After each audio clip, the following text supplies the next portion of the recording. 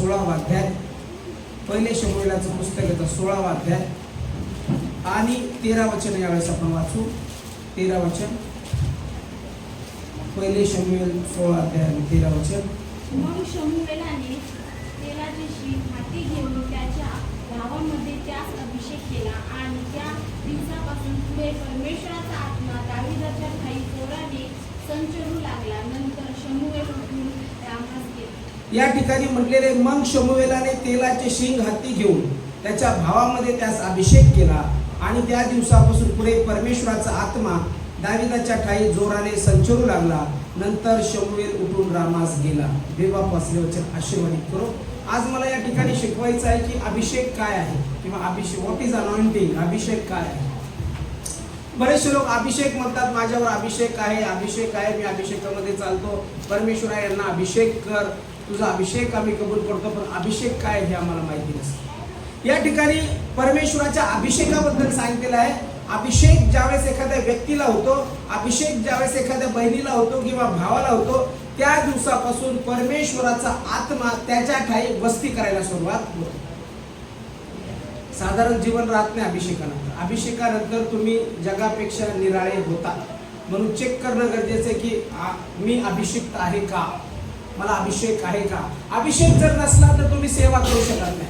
अभिषेक जर नसला तर तुमच्या ठायी पवित्र आत्म्याचं सामर्थ्य असणार नाही. तुम्ही बोलताल पण ते भाषण करा, तुम्ही चालताल परंतु तुमच्या बरोबर देवाचा आत्मा राहणार नाही, अभिषेक राहणार नाही.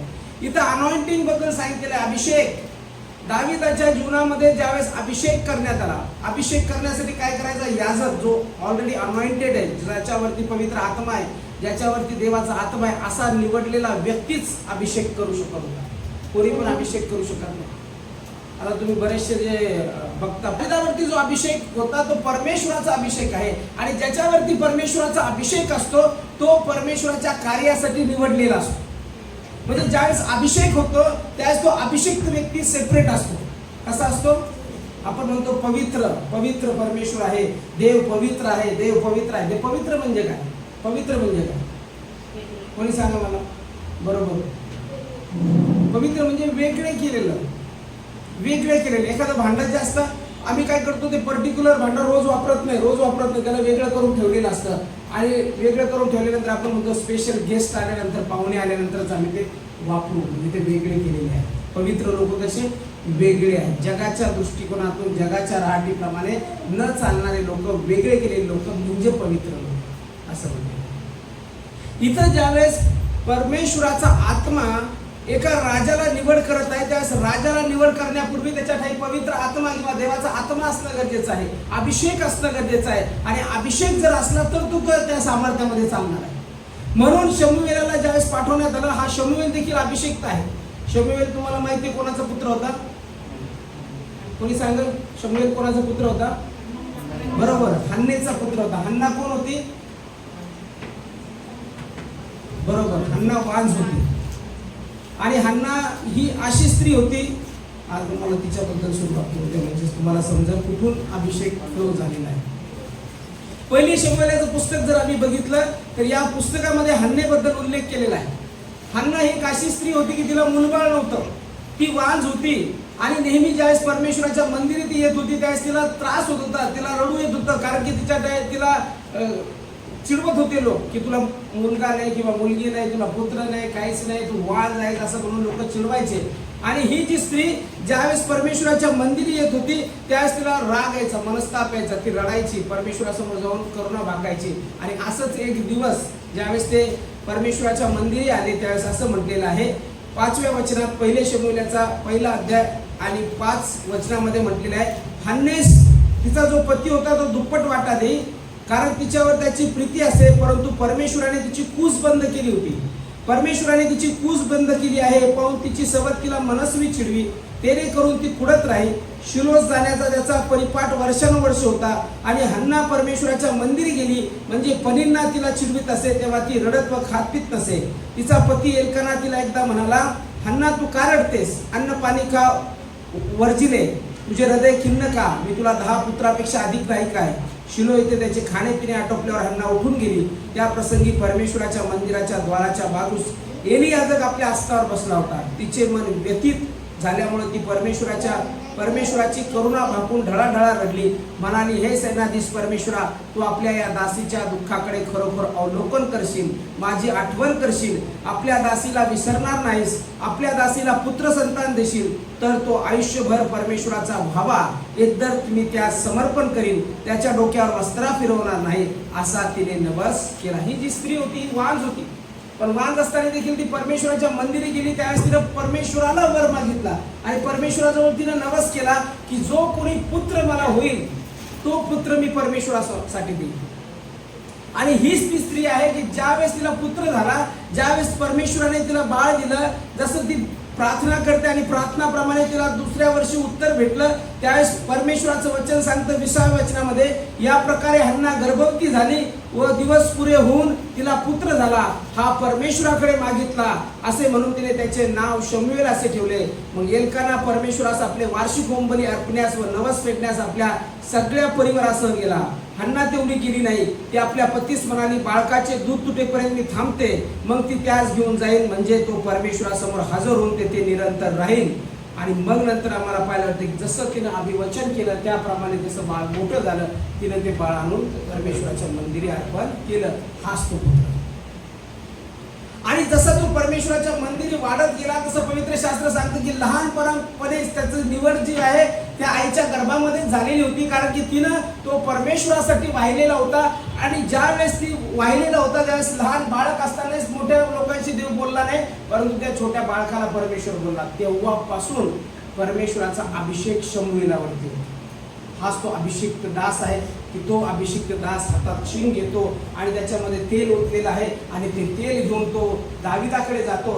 आता तो अभिषेक करत आहे, ते तेल मस्तकावरती ओतत आहे, दाविदाच्या मस्तकावर ओतत आहे. आणि जसा तो अभिषेक करत आहे, अभिषेक म्हणजे तेल लावणे, पण तेल लावत असताना त्याच्यावरती जो परमेश्वराचा आत्मा आहे तो आत्मा तो त्याच्यावरती ओतत आहे. म्हणजे पवित्र आत्म्याचं सामर्थ्य किंवा देवाच्या आत्म्याचं सामर्थ्य तो त्याच्यावरती ओतणी करत आहे. आणि म्हणून म्हटलेलं आहे, जसा अभिषेक दाविदाला झाला त्या दिवसापासून दाविदाच्या ठाई देवाचा आत्मा जोरजोराने संचरू लागला. हालेलुया. अभिषिक्त माणूस साधा असतो का? समजा माझ्यावर अभिषेक आहे तर माझ्यावर फक्त तेल लावलं गेलेलं असतं का? तुमच्यावर अभिषिक्त आहे तर तुमच्यावर फक्त तेल लावलं गेलेलं आहे का? अभिषिक्त आहे म्हणजे काय आहे तुमच्या ठाई? समजलं तुम्हाला मला काय सांगायचं? ज्या वेळेस तुम्हाला अभिषेक होतो त्यावेळेस जर तुम्हाला कन्फर्मेशन आहे की मी देवापासून निवडलेला आहे, माझं बाळ देवापासून निवडलेलं आहे, मला देवाने जीवन दिलेलं आहे आणि माझ्यावरती देवाचा अभिषेक आहे, त्या दिवसापासून तुम्ही निराळे होता, तुमच्या ठाई देवाचा आत्मा संचरू लागतो. म्हणून मी तुम्हाला सांगितलं, ज्यावेळेस आम्ही प्रार्थना करतो त्यावेळेस आम्ही प्रार्थना करतो, कोणता माणूस प्रार्थना केल्यावर उत्तर भेटू शकत नाही किंवा कोणत्या माणसाने स्पर्श केल्यावर तिथं कार्य होऊ शकत नाही. जोपर्यंत पवित्र आत्मा देवाचा आत्मा उत्तर देत नाही तोपर्यंत उत्तर भेटत नाही. देवाचा आत्मा ज्यावेळेस आम्ही स्पर्श करतो त्यावेळेस देवाचा आत्मा स्पर्श करतो. का? कारण की त्या व्यक्तीच्या ठाई देवाच्या आत्म्याचं सामर्थ्य म्हणून इथे म्हटलेलं की देवाचा आत्मा. अभिषेक म्हणजे काय? अभिषेक म्हणजे देवाचा आत्मा कॅरी करणं. अभिषेक म्हणजे काय? देवाचा आत्मा. ज्याच्या ठाई देवाचा आत्मा आहे तो व्यक्ती कसा असायला पाहिजे? ज्याच्यावर देवाचा अभिषेक आहे तो कसा असला पाहिजे? मस्त दारू मिळून पिऊन गुटखा सिगरेट म्हणून एकदम तंबाखू बिमाखू म्हणून देवाचा आत्मा माझ्या ठाई काय रे, मी गुटखा खाल्ला तर चालतो, तंबाखू खाल्ली तर चालतो. ज्याच्यावरती देवाचा आत्मा आहे त्याचं जीवन कसं असलं पाहिजे? मी गुटखा खाऊन जर प्रार्थना करतो माझी प्रार्थना ऐकल्या जाईल? दारू पिऊन मी प्रार्थना करतो माझी प्रार्थना ऐकल्या जाईल? नाही ऐकल्या जाईल. ज्याच्यावरती अभिषेक आहे, अभिषेक म्हणजे तेच समजलं नाही आपल्याला. अभिषेक म्हणजे देवाचा आत्मा कॅरी करणं. ज्याच्यावरती देवाचा आत्मा आहे, ज्याच्यावरती देवाचं सामर्थ्य आहे तो व्यक्ती निराळा आहे. निराळा. त्या व्यक्तीच्या जीवनामध्ये परमेश्वराचा आत्मा आहे तो निराळा आहे, त्याच्यामध्ये देवाचं सामर्थ्य आहे आणि जो काही तो हाती घेतो ते सिद्धीस जाते. ते त्याच्याद्वारे, त्या स्त्रीद्वारे, त्या पुरुषाद्वारे ते यशस्वी होतं. का? कारण की तो देवाचा आत्मा कॅरी करतो. जसं मी एखादी बॅग कॅरी करतो तसं मी काय करतो, माझ्या शरीरावरती देवाचा आत्मा कॅरी करतो. त्याला अभिषेक म्हणते. मग हा जो अभिषेक आहे हा अभिषेक विशिष्ट व्यक्तीला करण्यात येत होता. ज्यावेळेस अभिषेक होत असेल त्यावेळेस त्याला विशिष्ट कार्यासाठी निवडले जायचं. जसं की राजाचा अभिषेक वेगळा, संदेशाचा अभिषेक वेगळा, सुवर्णिकाचा अभिषेक वेगळा. आणि ज्यावेळेस अभिषेक केला जायचा, अभिषेक केल्यानंतर लगेच पवित्र आत्मा त्याच्या काही संचारायचा. शमूएल जो आहे तो अभिषिक्त दास होता आणि हा अभिषिक्त दास यावेळेस दाविदाला अभिषेक करत आहेत. जसा अभिषेक केला त्या दिवसापासून पवित्र आत्मा, देवाचा आत्मा दाविदाच्या ठाई जोरजोरात संचरू लागला असं म्हटलेलं आहे.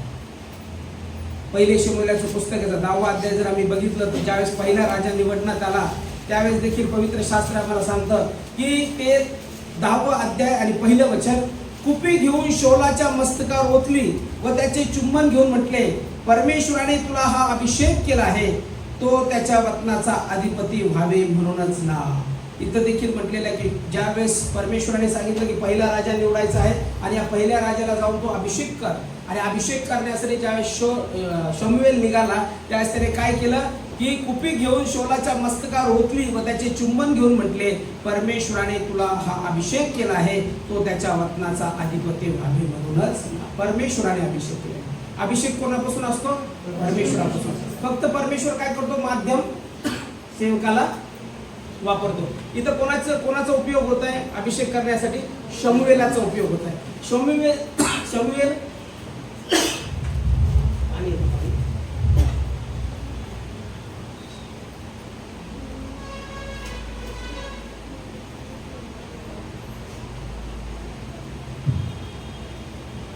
शमूएल जो आहे, शमूएल आईच्या गर्भापासूनच अभिषिक्त आहे. त्याच्या आईने त्याला देवाला समर्पित केलं होतं. आणि जसं तो अभिषिक्त व्यक्ती आहे, ज्यावेळेस तो लहान होता त्यावेळेस परमेश्वर त्याच्याशी बोलायचा. आणि परमेश्वराने ज्यावेळेस त्याची निवड केली त्यावेळेस तो याजक म्हणून राहिला. आणि असा याजक होता की ज्यावेळेस तो एखाद्या गावात जायचा त्यावेळेस लोक थरथर कापायचे. तुम्ही कसे आलात? शांतीने आलात का काही बातमी घेऊन आलात? त्यावेळेस तो म्हणायचा मी शांतीने आलो. त्यावेळेस लोकांना बरं वाटायचं. इतका मोठा अभिषेक त्याच्यावर. आणि हाच अभिषेक राजपदासाठी ज्यावेळेस तो पहिला राजा निवडतो त्यावेळेस त्याच्या डोक्यावरती तेलाची कुपी होतो आणि त्या दिवसापासून परमेश्वराचा आत्मा त्याच्या ठाई संचरतो. आणि तो देखील पवित्र शास्त्र आम्हाला सांगतं की इस्रायलाचा पहिला राजा म्हणून शौल निवडला गेला आणि परमेश्वराच्या अभिषेकामुळे त्याने चांगले काम केले. मग ज्यावेळेस अभिषेक आमच्या जीवनावर येतो त्यावेळेस तो अभिषेक आम्हाला सत्याकडे घेऊन जातो. तो अभिषेक आम्हाला ज्ञान पुरवतो. तो अभिषेक आम्हाला पवित्र आत्म्याचं सामर्थ्य पुरवतो. तो अभिषेक आमच्या बरोबर देव आहे हे चिन्ह आहे. म्हणजे मानवाबरोबर परमेश्वर आत्मा स्वरूपात त्या माणसाबरोबर परमेश्वर राहायला येतो किंवा राहतो, ज्याच्यावरती अभिषेक आहे.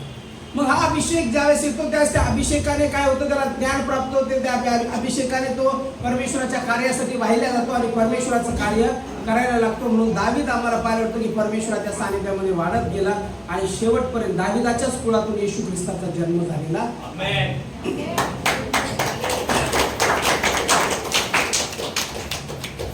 आता हा जो शौल आहे, शौलाला देखील अभिषेक केलेला होता.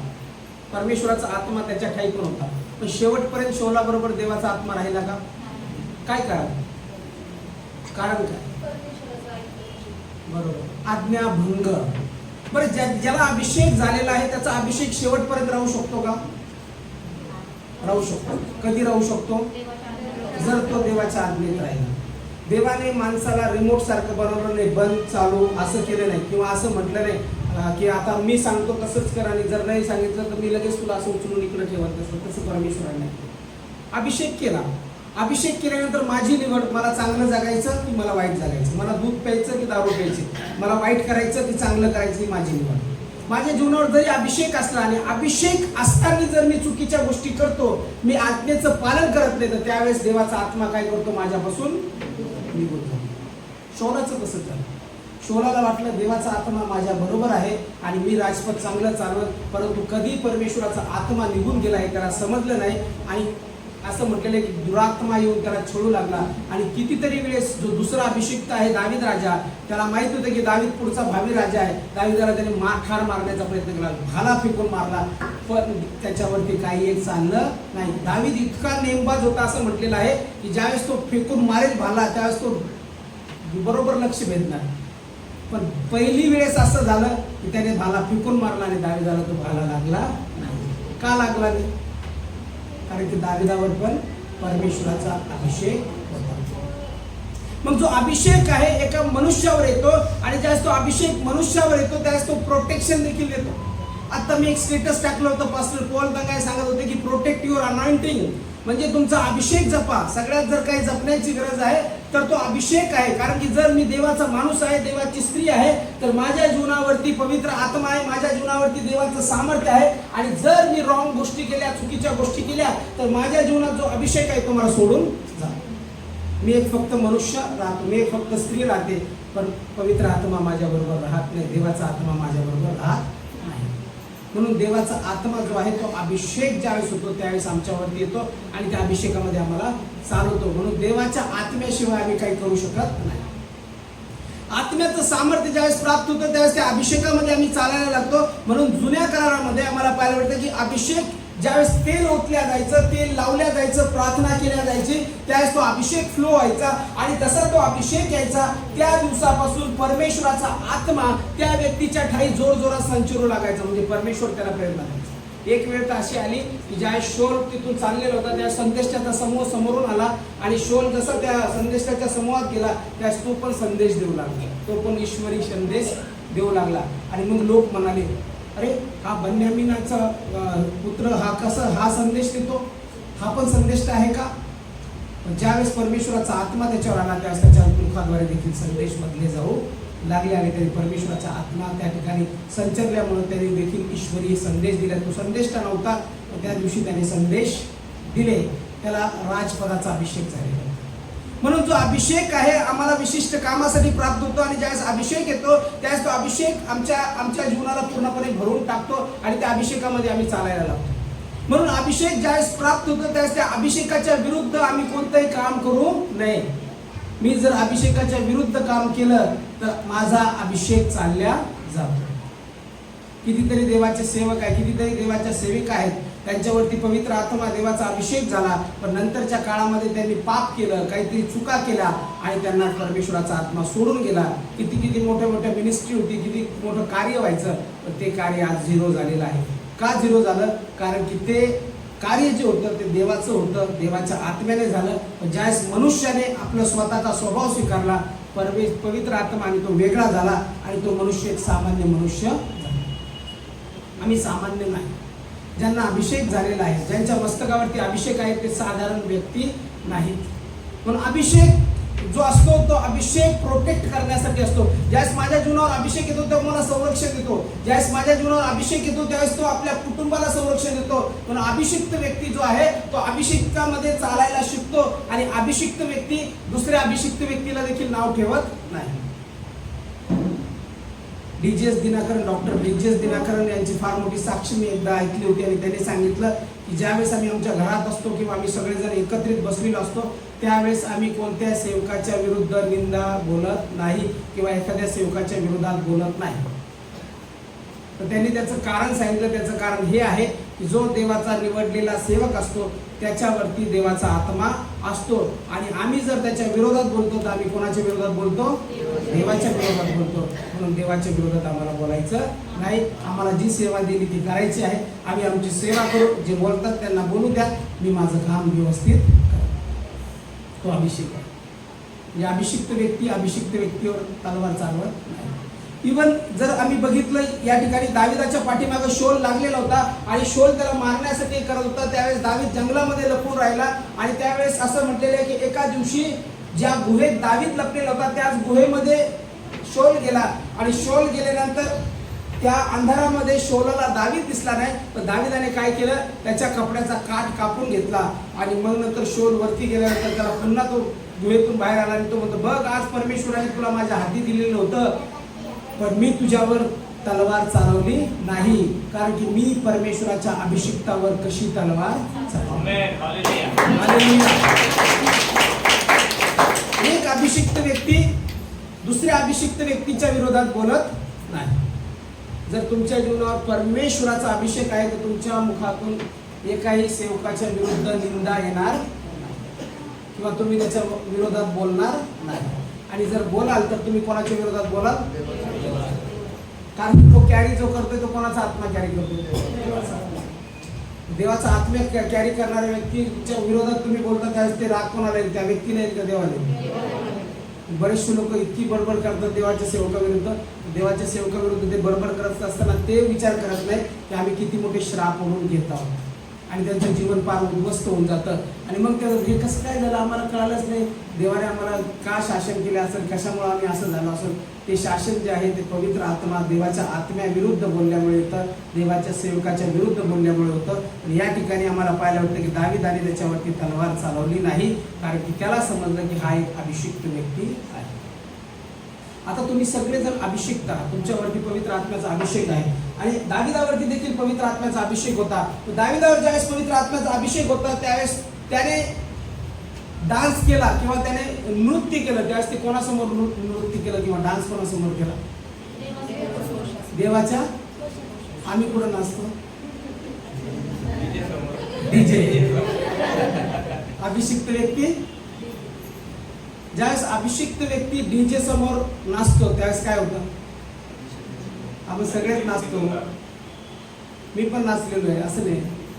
कधी कधी वाटतं ना हळूहळू पाय हलायला लागतं मला. डीजे अशी गोष्ट आहे, तो अभिषेक असा खतरनाक आहे, निगेटिव्ह अभिषेक, की ते वाजायला लागलं किती किती कसाही माणूस असो त्याला नाचता जरी नाही आला तर तो थोडा तरी नाचणार, फिरकतोच तो फिरकतो.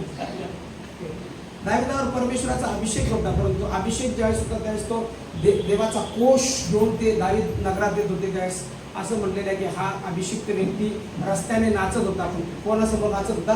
देवाच्या कोशासमोर नाचत होता. ज्यावेळेस आमच्यावर अभिषेक असतो त्यावेळेस आम्ही जास्तीत जास्त डान्स पुढे केला पाहिजे. आता किती सुंदर ती म्हणत होती ना, चला आपण डान्स करू.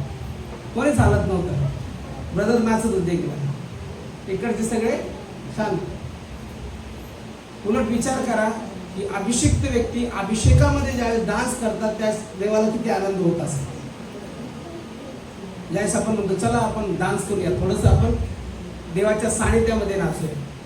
काल एका ठिकाणी मी बघितलं की गीत गात होते, आज का दिन यहोवा ने बनाया है हम उसमें आनंदित हो आनंदित हो. किती सुंदर गीत आहे ना. काय शब्द आहे? हम उसमें आनंदित हो. आणि सगळे आनंदित हो. मला फार वाईट वाटलं. मी म्हणलं अरे आनंद करा ना, मी गाता एकदम गाणं हम उसमें आनंदित आणि चेहऱ्यावरती एकाचा आनंद आहे एकदम गंभीर, जसं आता प्रेतक्रिया व्हाय कोणाशी तरी. परमेश्वराच्या सानिध्यामध्ये मोठा आनंद. हालेलुया. नाचा आपण परमेश्वराच्या सानिध्यामध्ये नाचा. अजून अभिषेक फ्लो, परमेश्वराचं महान सामर्थ्य तुमच्या जीवनावर. म्हणून अभिषेक जो आहे तो प्रोटेक्ट करणं गरजेचं आहे. मी प्रोटेक्ट करणं गरजेचं आहे. मी असं म्हणत नाही की आपल्याकडून चूक होत नाही, होते. आपल्याला कळत न कळत चुका भरपूर घडतात आपल्याकडून, तर त्या चुका आम्ही दुरुस्त करणं गरजेचं आहे. आपला एन्जॉय पण आपण थोडा मर्यादा घालणं गरजेचं आहे. एक मर्यादिशीर याने करणं गरजेचं. तुमच्या फॅमिलीमध्ये तुम्ही एन्जॉय करता काय? रस्त्यावर नो डान्स, बरोबर का? दणकेने आले, दणकेने डान्स करतात, सुरू झाले थांबतच नाही. म्हणून इथं म्हटलेलं आहे की अभिषेक ज्यावेळेस येतो त्यावेळेस अभिषेक विशिष्ट कार्यासाठी येतो. म्हणून अभिषेक परमेश्वराचे कार्य करण्यासाठी आहे. अभिषेक कशासाठी आहे? तुम्ही जर अभिषिक्त आहात तर तुमच्या ठाई देवाचा आत्मा आहे, आणि तुमच्या ठाई जर देवाचा आत्मा आहे तर तो आत्मा तुम्हाला प्रार्थना करण्यासाठी, लोकांना हील करण्यासाठी, लोकांसाठी मध्यस्थी करण्यासाठी, लोकांच्या जीवनात अद्भुत कार्य होण्यासाठी तुमची निवड करण्यात आलेली आहे. आणि तुमची निवड ज्यावेळेस त्याच्यासाठी केलेली आहे त्यावेळेस तुम्ही ज्यावेळेस प्रार्थना करता त्यावेळेस अभिषेक तुमच्याद्वारे काय होतो? फ्लो होतो. अभिषेक फ्लो. कधी प्रार्थना करत नाही, कधी देवाच्या सानिध्यात वाढत नाही, कधी आम्ही आठवड्यातून बायबल वाचन करत नाही, आणि आम्ही अचानक काय करतो? एखादं सैतान लागलेल्या माणसाला जातो आणि सैतानाला धमकवायला लागतो, येशूच्या नावात निघ. तो सैतान पण पाहून हसत असेल, तो दुष्ट आत्मा काय होत असेल? त्याच्या मस्तकावर तर मला अभिषेकच दिसत नाही, त्याच्या मस्तकावर मला अभिषेकच दिसत नाही. हा कोणाला धमकवायला लागला मला, थांब तुला दाखवतो. तुझ्या घरात अशी पीडा आणतो की तू परेशान होशील. अशी पीडा चालू होते की पूर्ण परेशान. अभिषेक असल्याशिवाय आम्ही दुष्टाच्या विरोधात कार्य करू शकत नाही. तुम्ही जर असं झोपेतून उठून कोणासाठी प्रार्थना करा, नका करू. चेक करा स्वतःला, पहिले चेक करा. असंच जाऊन प्रार्थना करायची नाही, असंच जाऊन हात ठेवू नका. कधी कधी आपण काय करतो, न कळत हात ठेवतो आणि हात ठेवल्याबरोबर काय होतं, जेवढे जेवढे दुष्ट आत्मे त्याच्यात कार्य करत असतात, एक सत्य अटॅक करून टाकतात आपल्याला. दुष्ट आत्मे तू कोण हात ठेवणार? प्रेरणा झाली नाही, प्रार्थना केल्या नाही, पवित्र शास्त्राचं वाचन केलं नाही, आठवडा आम्ही देवाच्या सानिध्यात वेळ घातला नाही, अभिषेक आहे की नाही ते माहिती नाही, पवित्र आत्मा आमच्या बरोबर आहे की नाही ते माहिती नाही, देवाचा आत्मा आम्हाला लास्ट टाइम कधी बोलला किंवा देवाचा अभिषेक आमच्या जीवनामध्ये कंटिन्युएशन मध्ये आहे का ते आम्ही ओळखणं गरजेचं आहे. जर पवित्र आत्मा आमच्या बरोबर नाही आणि आम्ही गेलो आणि जगातून गेलो आणि डायरेक्ट हात ठेवला, मी सांगतो तुम्हाला निश्चित त्रास होणार. का त्रास होणार? कारण की तुमच्या बरोबर पवित्र आत्म्याचं सामर्थ्य नाही आणि सामर्थ्य नसल्यामुळे आम्ही फक्त शरीर आहोत आणि शरीरावरती तो जरूर अटॅक करणार. म्हणून अभिषेक जास्त असला पाहिजे. उगाच नाही म्हटलं येशूने असली जात उपास आणि प्रार्थनेशिवाय जात नाही. उपास आणि प्रार्थनाच का? उपास आणि प्रार्थनाच का? का उपास? उपास केल्यावर काय होतं माहिती आहे तुम्हाला? उपास केल्यानंतर आपल्या शरीरातल्या जेवढ्या वासना असतात, जेवढ्या भावना असतात, त्या सुप्त पडतात, शांत होतं माणसाचं शरीर. आणि ज्यावेळेस या सगळ्या भावना त्या ठिकाणी अन्नापासून दूर राहतं शरीर, त्यावेळेस सुप्त पडतात. त्यावेळेस हा आत्मा जो शरीरामध्ये आहे तो आत्मा जास्तीत जास्त त्या देवाच्या आत्म्याची ओढ धरतो आणि जास्तीत प्रार्थनेत वेळ आम्ही घालवतो आणि त्यावेळेस तो अभिषेक फ्लो होतो. म्हणून म्हटलेले आहे की असली जात म्हणजे दुष्ट आत्मे जे आहेत ते काढण्यासाठी व्यक्तीला उपास आणि प्रार्थनेची गरज असते. त्याच्याशिवाय आम्ही भूत काढू शकत नाही.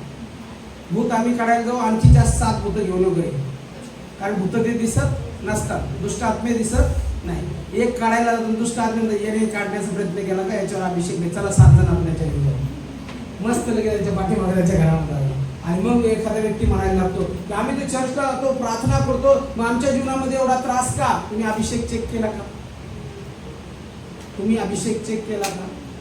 तुम्ही ओळखलं का की तुमच्या मस्तकावर अभिषेक आहे का? तुम्ही ओळखलं का की जो आत्मा मला अभिषेक होता समय माझ्यावर आला, जो पवित्र आत्मा मी प्रार्थना केली आणि मला प्राप्त झाला, ते देवाचं सामर्थ्य आज पण माझ्यामध्ये तेवढंच आहे का? की ज्यावेळेस पहिल्यांदा मी स्वीकारलं त्यावेळेस खूप प्रार्थना करायचो, खूप पवित्र शास्त्राचं वाचन करायचो, पण आता मी मॅच्युअर झालो आणि आता मी महिनी पवित्र शास्त्राचं वाचन करत नाही, मी प्रार्थना करत नाही, मी देवाच्या सानिध्यात वेळ घालत नाही. म्हणून अभिषेक चेक करणं फार गरजेचं. हा अभिषेक आहे त्याच्या. आता हे अभिषिक्त लोक जे आहेत त्या अभिषिक्त लोकांच्या हातून चूक झाली नाही का? चूक झाली नाही का? पण चूक झाल्यावर त्यांनी काय केलं? अभिषेक व्यक्ती काय करतो? चूक झाल्यानंतर काय करतो? सुधारणूक करतो. दाविदाच्या हातून फार मोठं पातक घडलं. दाविदाने व्यभिचार केला आणि असं म्हटलेलं की दाविदाने व्यभिचार केल्यानंतर नाथान संदेष्टा त्याच्याकडे येतो आणि नाथान संदेष्टा येऊन त्याला स्पष्ट शब्दात सांगतो. दावीद राजा होता, राजा शिरच्छेद करू शकला असता त्याचा. राजाला येऊन तो देवाचा सेवक काय म्हणतो? तू पाप केलं, तू पाप केलं, तू दुसऱ्याची बकरी, गरीबाची बकरी घेतली आणि तिला तू संपवलंस, तिला तू म्हणजे हे केलंस. म्हणजे बत्शेबाबद्दल तू बोलतो की ती उरिया तिची पत्नी होती आणि तिच्या बरोबर तू व्यभिचार केलास, तू हे मोठं पातक केलंस, त्याला तू युद्धाच्या तोंडी पाठवलंस, त्याचा खून केलास, तू मोठं पाप केलंय. एक अभिषिक्त दासाने हे करणं शोभत नाही, म्हणून तू पाप केलेला आहेस आणि याच्याबद्दल तुझ्या घराण्यावर शासन येणार. सर्व घराणं दाविदाचं शापित होईल असं तो भाकीत करतो. त्यावेळेस दावीद असं म्हणत नाही नाथानाला, तू कोण आला शहाणा सांगायला आम्हाला? तो उलट काय म्हणतो? त्या ठिकाणी तो स्वीकारतो, पश्चाताप करतो. 3 दिवस त्याचा पुत्र ज्यावेळेस आजारी पडतो त्यावेळेस तो गोंताट दिसतो, राखेत बसतो आणि प्रार्थना करतो देवाला पश्चातापाची, देवा हे सगळं माझ्यापासून काढून टाक. तरी देखील जो श्राप त्याच्या घराण्यावर आलेला असतो त्याचा ज्येष्ठ पुत्र त्यामध्ये मरण पावतो. पवित्र शास्त्र आम्हाला सांगतं पण दाविदाने परमेश्वराचा साथ सोडला नाही, शेवटपर्यंत देवाचा पश्चाताप करत राहिला. त्याला त्या केलेल्या कृत्याबद्दल वाईट वाटलं आणि त्याच्यावरचा अभिषेक त्याने कमी होऊ दिला नाही. त्याने पश्चाताप केला, पापाची क्षमा मागितली आणि पुन्हा आम्हाला पाहायला भेटतं की दावीद परमेश्वराबरोबर शेवटच्या काळापर्यंत विश्वासू राहिला.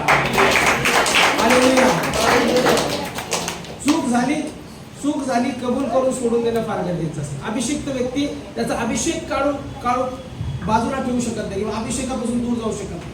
ज्यावेळेस आमच्या जीवनावर अभिषेक असतो त्यावेळेस कळत न कळत ज्या चुका आमच्याकडून होतात त्यावेळेस आम्ही परमेश्वरासमोर जाणं, क्षमा मागणं आणि पुन्हा अभिषेकामध्ये वाढणं गरजेचं आहे. आम्ही जर नव्या कराराच्या काळामध्ये बघितलं तर जुन्या कराराच्या काळात परमेश्वराचा आत्मा ज्याला अभिषिक्त केला होता त्याच्या काही संचारायचा, पण जुन्या कराराच्या काळामध्ये नव्या कराराच्या काळामध्ये तोच आत्मा प्रभू येशू ख्रिस्तावर आला असं म्हटलेलं आहे. त्याच्यामध्ये स्पष्ट उल्लेख आहे. लुकाचं पुस्तक याचा 3रा अध्याय आणि 21 आणि 22 वचन आम्हाला पाहिलं तर लूक शुभवर्तमान याचा 3रा अध्याय 21 आणि 22 वचन. लूक 3:21 आणि 22. सर्व लोकांनी बाप्तिस्मा घेतला व येशूही बाप्तिस्मा घेऊन प्रार्थना करीत असता असे झाले की आकाश उघडले, पवित्र आत्मा देहरूपाने कबुतराप्रमाणे त्याच्यावर उतरला आणि आकाशातून अशी वाणी झाली की तू माझा प्रिय पुत्र आहेस, तुझ्याविषयी मी संतुष्ट आहे. पवित्र आत्मा देहरूपाने कबुतराप्रमाणे, कबूतर नाही कबुतराप्रमाणे त्याच्यावर उतरला आणि आकाशातून अशी वाणी झाली की तू माझा प्रिय पुत्र आहेस, तुझ्याविषयी मी संतुष्ट आहे. म्हणजे येशू ज्यावेळेस या जगात शरीराने आला त्यावेळेस असं म्हणलेले त्याच्या बाप्तिस्म्याच्या वेळेस त्याच्यावरती पवित्र आत्मा उतरला, म्हणजे त्याच्यावरती आत्म्याचा अभिषेक झाला. देवाच्या आत्म्याचा अभिषेक त्याच्यावर होता आणि त्या दिवसापासून तो देवाचा आत्मा कॅरी करायला सुरुवात केली. म्हणून येशू ज्यावेळेस बोलायचा त्यावेळेस सामर्थ्याने बोलायचा, येशू ज्यावेळेस प्रार्थना करायचा त्यावेळेस सामर्थ्याने प्रार्थना करायचा. आणि म्हणून तो म्हणतो की ज्याने मला बघितलं त्याने पित्याला बघितलं, कारण की पित्याचा आत्मा त्याच्या काही होता. आणि तो अभिषेक त्याने त्याच्या जितकी सेवा कार्य त्याला दिलेली होती, जे सेवा त्याला दिलेली होती त्या सेवेमध्ये त्याने तो अभिषेक वापरला. शेवटी वधस्तंभावर तो मरण पावला आणि पुन्हा पवित्र आत्म्याने त्याला जिवंत केलं. आणि आज युगानुयुग तो जिवंत आहे. जो प्रभू येशू जिवंत आहे तोच आम्हाला घ्यायला येणार. आज मी तुम्हाला प्रीचिंग करत नाही, आज मी टीचिंग करत आहे, म्हणजे शिकवत आहे की अभिषेक कसा आम्हाला जपायचा. अभिषेक फार इम्पॉर्टंट आहे. इथं बसलेल्या प्रत्येक व्यक्ती अभिषेक आहे. तुमच्यावरती देवाचा आत्मा आहे. मी काही चूक केली, मी जर पवित्र आत्म्याने भरलेला व्यक्ती आहे, मी जर काही चूक केली तर माझ्यापासून कोण निघून जातं? माणसं गेले एक वेळेस काय वाटणार आहे, पण जर देवाचा आत्मा माझ्या ठाई निघून गेला तर पुन्हा तो अभिषेक मला होणार नाही. मग किती प्रार्थना करा, किती ओरडा, किती काय करा, काहीच होणार नाही. कारण की मी काय करत आहे, पापामध्ये चालत आहे. जो पापामध्ये चालतो, जो वाईट माहिती असताना देखील वाईट करतो, त्याच्यावरती पवित्र आत्म्याचं सामर्थ्य राहत नाही, त्याच्या ठाई देवाचा आत्मा राहत नाही. तो एक जस्ट जसं लोक भाषण करतात तसं भाषण करणारा बनत, त्याच्या ठाई पवित्र आत्मा कार्य करणार. पवित्र आत्मा कार्य करण्यासाठी तेवढी पवित्रता, तेवढी शुद्धता देखील आम्हाला जपणं गरजेचं असतं. त्याला म्हणतात कॅरेक्टर, त्याला म्हणतात शरीराची काळजी घेणं, किंवा शरीरामध्ये देवाचा आत्मा कॅरी करत असताना आम्ही देवाच्या आत्म्याला समर्पित होणं. जर देवाच्या आत्म्याला समर्पित राहिलो नाही तर अभिषेक उडून जाईल. आमच्या सगळ्यांचं सारखं आहे, आम्ही मनुष्य आहोत. मनुष्य नात्याने बऱ्याचशा वेळेस चुका आमच्या हातून घडतात आणि आम्हाला वाटतं की करायला नको पाहिजे होतं. त्यावेळेस आम्ही म्हटलं पाहिजे, देवा मला क्षमा कर आणि मला पुन्हा तुझ्या अभिषेकाने अधिक भरून काढ. आणि जो पवित्र आत्मा या ठिकाणी येशूवरती आला, जो अभिषेक त्याला करण्यात आला, त्या अभिषेकानंतर त्याने काय केलं, अनेक कार्य केले, तो लोकांमध्ये गेले. मग विशेष अभिषेक जो असतो कार्य करण्यासाठी, मग अभिषेक झाल्यानंतर ज्यावेळेस तो स्पर्श करायचा त्यावेळेस लोक बरे व्हायचे, ज्यावेळेस तो प्रवचन द्यायचा त्यावेळेस लोक त्याच्या पाठीमागे यायचे, ज्यावेळेस तो कार्य करायचा त्यावेळेस अद्भुत कार्य व्हायचं. आणि ते कार्य त्याच्या जीवनभर, म्हणजे जे जोपर्यंत तो जगला तोपर्यंत ते कार्य त्याच्या बरोबर होतं. आणि मेल्यानंतर देखील आम्हाला पाहायला वाटतं की त्याला देवाचा पुत्र जे घोषित करण्यात आलं ते पुत्रत्व त्याने कायम ठेवलं आणि तो मरणातून उठला आणि तो आज देखील जिवंत आहे आणि त्याला देवाचा पुत्र असं तो पवित्र आत्म्याचं सामर्थ्य येशूने त्याच्या जीवनभर सामर्थ्य कॅरी केलेलं आहे. म्हणून तो म्हणतो लूक शुभवर्तमान याच्या 4 अध्याय 18 वचनामध्ये, परमेश्वराचा आत्मा माझ्यावर आला आहे. हे कोण म्हणू शकतं परमेश्वराचा आत्मा माझ्यावर आलेला आहे? ज्याला परमेश्वराच्या आत्म्याचा अभिषेक झाला आहे. इथं जर पवित्र आत्म्याचा अभिषेक झाला आहे तर तुम्ही समजून घ्या की तुम्ही साधारण व्यक्तिमत्व नाही. जर परमेश्वराने तुमची प्रार्थना ऐकली आहे, तुम्ही साधारण व्यक्तिमत्व नाही. जर तुम्ही प्रार्थना करता आणि लोक बरे होतात, तुम्ही साधारण व्यक्तिमत्व नाही. तुम्हाला कळतं, जाणीव होते की देवाचा आत्मा माझ्यावरती आहे, तर तुम्ही साधारण व्यक्तिमत्व नाही. तुम्हाला देवाने या जगापासून वेगळं केलेलं आहे. एक वेगळी छाप तुमची आहे आणि ती छाप पडणं गरजेचं. तुमची एक वेगळी छाप आहे आणि ती छाप जी आहे ती देवाच्या आत्म्यापासून आहे, देवापासून आहे. ती छाप आम्ही सोडणं गरजेचं आहे. पवित्र आत्म्याची छाप ती असते. इथं फक्त येशूवरती जो अभिषेक झाला तो येशूवरती त्याच्या जीवनभर राहिला, परंतु नंतर तो अभिवचन देतो की मी जातो पण तुमच्यासाठी कैवारी असा आत्मा पाठवतो. आणि जो अभिषेक त्याच्यावरती झालेला होता तो अभिषेक कायमस्वरूपी विश्वासणाऱ्याबरोबर राहण्यासाठी दिला. आणि तो अभिषेक कधी देण्यात आला? तो अभिषेक प्रेषितांची कृत्याचा 2ऱ्या अध्यायामध्ये प्राप्त झाला. आणि तो अभिषेक आम्हाला पाहायला भेटतो की पवित्र आत्म्याच्या स्वरूपाने ती देणगी सर्व शिष्यांवरती आली. जे 120 लोक त्या माडीवरच्या खोलीत बसलेले होते ते सर्व त्याने भरल्या गेले. नंतर पेंटिकॉस्ट म्हणजे 50वा दिवस आला, तेव्हा सर्व एकत्र जमले असताना अकस्मात मोठ्या वाराच्या सुसाट्यासारखा आकाशातून नाद झाला. ज्या घरात ते बसले होते ते सर्व त्याने भरले आणि वेगवेगळ्या होत असलेल्या अग्नीच्या जीवांसारख्या जीवा त्यांना दिसल्या. त्या प्रत्येकावर त्या एक एक आशा बसल्या. तेव्हा ते सर्वजण पवित्र आत्म्याने परिपूर्ण झाले आणि आत्म्याने जशी जशी वाचा दिली तसतसे ते निरनिराळ्या भाषेतून बोलू लागले. आता जो अभिषेक आहे तो अभिषेक जनतेसाठी खुला झाला. कोणासाठी? प्रत्येक व्यक्तीसाठी. आतापर्यंत अभिषेक विशिष्ट दाविदावरती ज्यावेळेस राजपदासाठी आला त्यावेळेस तो अभिषेक आला. शोलावरती राजपदासाठी आला त्यावेळेस अभिषेक आला. ज्यावेळेस शमूएल आहे, शमूएलला देवाने संदेष्टा म्हणून नेमलं त्यावेळेस त्याच्यावरती पवित्र आत्मा, देवाचा आत्मा आला. आता या काळामध्ये पवित्र आत्म्याचं सामर्थ्य मनुष्य जातीसाठी दिलं आणि जो कोणी त्याला स्वीकारेल त्याच्यासाठी तो पवित्र आत्मा देणगी म्हणून स्वीकारण्यासाठी. मग इथं बसलेल्या प्रत्येकासाठी देवाचा आत्मा आहे. तुम्ही एक डिफरंट लोक आहात, निराळे लोक आहात जे पवित्र आत्म्याचा किंवा देवाच्या आत्म्याचा स्वीकार करतात. म्हणून इथं ज्यावेळेस ते पवित्र आत्म्याने भरल्या गेले त्यावेळेस वेगवेगळ्या भाषेमध्ये ते बोलले आणि त्याच्यानंतर देवाचा आत्मा त्यांच्या काही संचरला. आणि त्या दिवसापासून असं म्हटलेलं आहे की पवित्र आत्मा त्यांच्याबरोबर राहत होता. आणि जे कार्य येशू ख्रिस्ताने केलं, जे मोठमोठ्या गोष्टी येशूने केल्या त्याच गोष्टी शिष्यांनी देखील केल्या. पेत्र आणि योहान एवढं म्हटलेलं आहे की ज्यावेळेस शिष्य लोक तिथून जात होते त्यावेळेस त्यांची सावली तरी त्यांच्यावर पडावी म्हणून लोक बाजेवरती आणून लोकांना ठेवले. इतका मोठा अभिषेक. हा अभिषेक जो आहे माणसाचा अभिषेक नाही, हा देवाचा अभिषेक. जर आम्ही प्रेषितांची कृती याचा 5वा अध्याय आणि 12 पासून वचन बघितले, 12 ते 16, 5वा अध्याय 12 ते 16 वचन, त्याच्यामध्ये म्हटलेलं आहे प्रेषितांच्या हातून लोकांमध्ये पुष्कळ चिन्हे व अद्भुत घडत असत आणि ते सर्व एक चित्ताने शलमुनाच्या देवळीत जमत असत आणि त्यांच्या सामील होण्यास इतर कोणाचे धैर्य होत नसे तरी लोक त्यांना थोर मानत असत.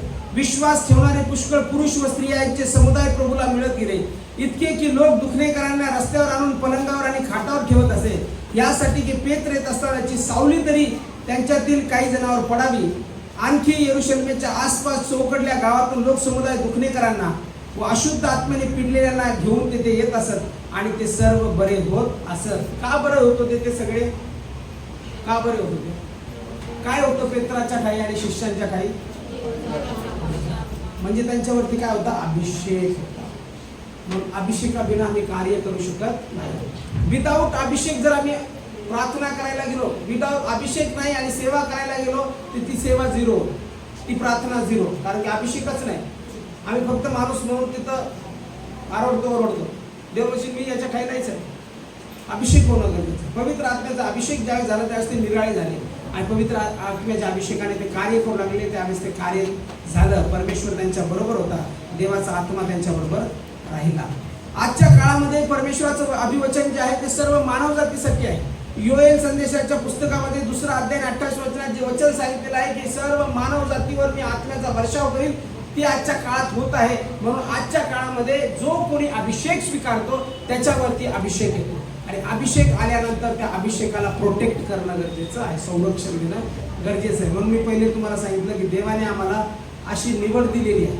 असं नाही की अभिषेक केला म्हणजे तुम्हाला प्रोटेक्ट करेल, तो प्रोटेक्ट करेल किंवा तो म्हणाल नाही तू अभिषिक्त आहेस, तू इथं बस, तू अभिषिक्त आहेस, तू असं बोल, असं नाही.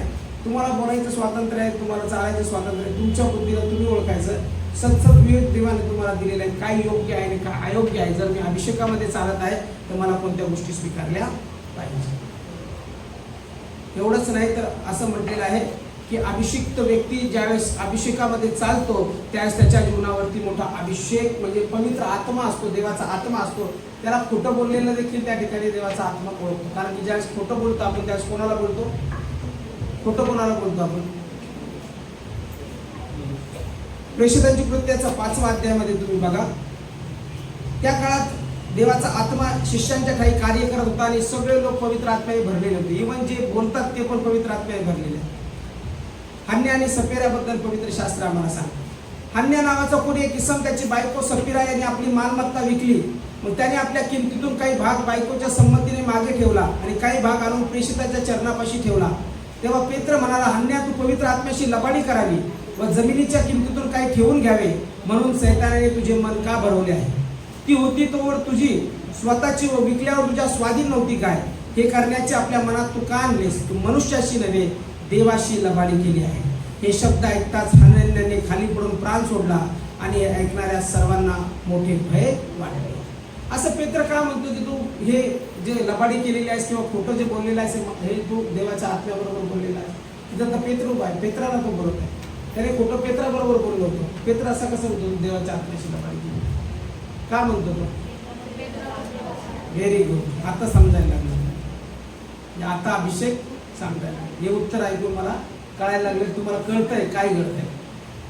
पेत्र जरी मनुष्य असला तरी पेत्रावरती देवाचा आत्मा आहे आणि देवाचा आत्मा पेत्रावर असल्यामुळे जो माणूस लबाड बोलत आहे तो पेत्राशी लबाड बोलत नाही, तर तो कोणाशी लबाड बोलत आहे? देवाशी लबाड बोलत. म्हणून हे ऐकताच पेत्र बनतो त्याला की बाबा तुझी संपत्ती होती, तू ठेवली काय आणि दिली काय, आम्हाला काय करायचंय का? कशाला लबाड बोलतो? होती तेव्हा तुझीच होती आणि विकली तेव्हा तुझीच होती, आम्ही तुला म्हटलो का? तर तो काय म्हणतो, नाही असं त्याने ठेवून घेतली, नाही मी तसं काय केलं. आणि मग ते बोलणं जे होतं ते देवाने ऐकलं आणि तो लगेच जमिनीवर खाली पडला आणि प्राण सोडला. का? कारण की ती लबाडी त्या माणसाबरोबर चालू नव्हती, ती लबाडी देवाबरोबर चालू होती. त्याने ओळखलंच नाही की अभिषेक या माणसावरती आहे आणि अभिषेक व्यक्तीला आपण कशाला असं बोलायचं, जे आहे ते बोलायचं. बरं, तो बोलला, मरण पावला, त्याची बायको आली. इथं म्हटलेलं आहे, हे शब्द ऐकताच हन्याने खाली सोडून प्राण सोडला. हे ऐकणाऱ्या सर्वांना मोठे भय वाटले. नंतर तरुणांनी उठून त्याला गुंडाळले, बाहेर नेऊन पुरले. मग असे झाले की सुमारे 3 तासांनी त्याची बायको आत आली. तेव्हा झालेले वर्तमान तिला समजले नव्हते. पेत्र तिला म्हणाला, मला सांग, एवढ्यालाच तुम्ही जमीन विकली काय? तिने उत्तर दिले, होय, एवढ्यालाच. पेत्र म्हणाला, प्रभूच्या आत्म्याची परीक्षा पाहण्यास तुम्ही संगनमत का केले? पहा, ज्यांनी तुझ्या नवऱ्याला पुरले त्यांचे पाय दाराशीच आहेत, ते तुला उचलून बाहेर नेतील. तेव्हा लागलेच तिने त्यांच्या पायाजवळ पडून प्राण सोडला. आता हे जे प्राण सोडणारे लोक आहेत हे देखील देवाच्या सानिध्यात राहणारे लोक आहेत. तरी देखील त्यांना शासन झालं. का शासन झालं? कारण की त्यांनी परमेश्वराच्या आत्म्याच्या विरुद्ध लबाडी. आपली जीभ जी आहे, आपली जीभ, आम्ही जर पवित्र आत्म्याच्या विरुद्ध, देवाच्या आत्म्याच्या विरुद्ध बोलायला सुरुवात केली तर लवकरच श्राप आमच्या जीवनावरती येतो किंवा शासन आमच्या जीवनावरती येतं. म्हणून आम्ही लबाड सगळ्यांशी बोलू शकतो, पण कोणाशी बोलू शकत नाही. बऱ्याचशा वेळेस आपण फोनवर बोलतो, कशावर बोलतो ते ठीक आहे, माणसाबरोबर बऱ्याचशा वेळेस आपण लबाडी करतो, पण यांनी जी लबाडी केली ती सरळ सरळ कोणाशी केली? देवाच्या आत्म्याशी. आणि त्याच्या जीवनावरती अभिषेक. आज मला तेच सांगायचं की तुमच्या जीवनावर अभिषेक आहे. तुम्ही जर खोटं बोलत आहात तर तुमचा अभिषेक थोडा कमी होत चालेल. अभिषेक कमी होत चालेल. जर पाप करत असाल तर तो अभिषेक हळूहळू कमी होत चालेल. जर काही चुकीच्या गोष्टी करत असाल तो अभिषेक कमी होत चालेल. आणि एक दिवस येईल की तो जेवढा अभिषेक थोडा बहुत उरलेला आहे तो पण सांगण्यात आहे. आणि देवाचा आत्मा म्हणून की याच्याबरोबर राहणं काही योग्य नाही, कारण हा व्यक्ती काय आज्ञापालन करत नाही, मला याच्याबरोबर राहायचं. देवाचा आत्मा सोडून जाईल. आणि शौलाला कळालं देखील नाही कधी देवाचा आत्मा सोडून गेला. त्याला वाटलं देवाचा आत्मा माझ्याबरोबरच आहे. त्या दिवसापासून त्याला एक दुरात्मा येऊन छळ करू लागला. आणि अशाच याच्यात राहत असताना शौलाचा एक दिवस युद्धामध्ये मृत्यू झाला. त्याचा पुत्र देखील त्या युद्धामध्ये मरण पावला. आणि त्याच्यानंतर ज्या दाविदाला परमेश्वराने अभिषेक केला होता तो पुढे आला आणि त्या दिवसापासून परमेश्वराचा राजा म्हणून इस्रायलावरती दाविदाची निवड करण्यात आली. म्हणून अभिषेक आम्हाला माहिती पाहिजे. अभिषेक सहज कोणाला प्राप्त होत नाही आणि ज्याला प्राप्त झाला त्याने तो अभिषेक जपला पाहिजे. मी माझा अभिषेक जपला पाहिजे, तुम्ही तुमचा अभिषेक जपला पाहिजे. आणि त्याच्यामध्ये भय कोणत्या माणसाचं? माझं भय बाळगायचं, सरळ भय बाळगायचं. कारण मी देखील जबाबदार देवाला आहे आणि तुम्ही देखील जबाबदार देवाला आहात. आता बऱ्याचशा वेळेस मी दूर जाऊन कुठंतरी काहीतरी काम करत आहे, कोणाला माहिती? किंवा मी एकटाच बसलेलो आहे आणि एकटा काहीतरी चुकीचे कामं करत आहे. मी काय म्हणतो इथं थोडं मेंबर आहे, इथं कुठं कोण येणार मला बघायला. मी माझं मोबाईलमध्ये काय बघत यांना काय करतो, तिथं कोण आहे? देव म्हणतो काय बघतो? नाही देवा थोडस मन झालं होतं माझं. असं कसं थोडंसं मन होतं? ते आमच्यासाठी चुकीचं आहे. अभिषेक कमी करणार. दुसरं काय होणार नाही. देवाचा आत्मा आमच्याकडे राहणार. खोटं बोललं देवाचं शासन आमच्यावरती. खोटं आम्हाला जे आहे ते आहे. हो तर हो, नाही तर नाही. बऱ्याचशा वेळेस काही जणांना नाही म्हणायला आवडतच नाही. म्हणजे मन धरणी असते ना. पण नाही म्हणायला पण शिकायचं. तर नाही करायचं काय, सरळ नाही म्हणायचं. उगाच खोटं बोलत बसायचं नाही. हा जमल असं जसं हे करतो. मन नाही धरायचं. नाही जमत त्यांना म्हणायचं नाही आमचं काय जमणार. यायचं म्हणायचं हो आम्ही येणार, डेफिनेट येणार. त्याच्यात पण शब्द कळतं आपला की हा जे बोलतो ते बोलतो. हा करणार तर करणार, नाही करणार तर नाही करणार. म्हणून देवाचा अभिषेक जो ज्याच्यावरती असतो तो अभिषेक फक्त तेल नाही. जुन्या कराच्या काळात तेल लावलं जायचं आणि मग अभिषेक येतो. तेल सिम्बॉल आहे फक्त की ज्याच्याद्वारे जसं तेल आपण लावतो. समजा तुम्ही एकदम सुगंधी तेल लावल्यानंतर काय होतं त्याचा सुगंध दरवळतो. तसं ते तेल ज्यावेळेस अभिषेकाचं येतं त्या दिवसापासून पवित्र आत्म्याचा सुगंध तुमच्याकडे दरवळायला सुरुवात होते. पवित्र आत्मा तुमच्याबरोबर राहतो. जे अभिषिक्त आहेत त्यांच्यावर देवाचा आत्मा आहे. देवाच्या आत्म्याला खिन्न करायचं नाही. देवाच्या आत्म्याला अधिक वाढायचं आहे. यावेळेस आपण सर्वजण उभे राहूया आपल्या पायावरती आणि आज आपण प्रार्थना करूया.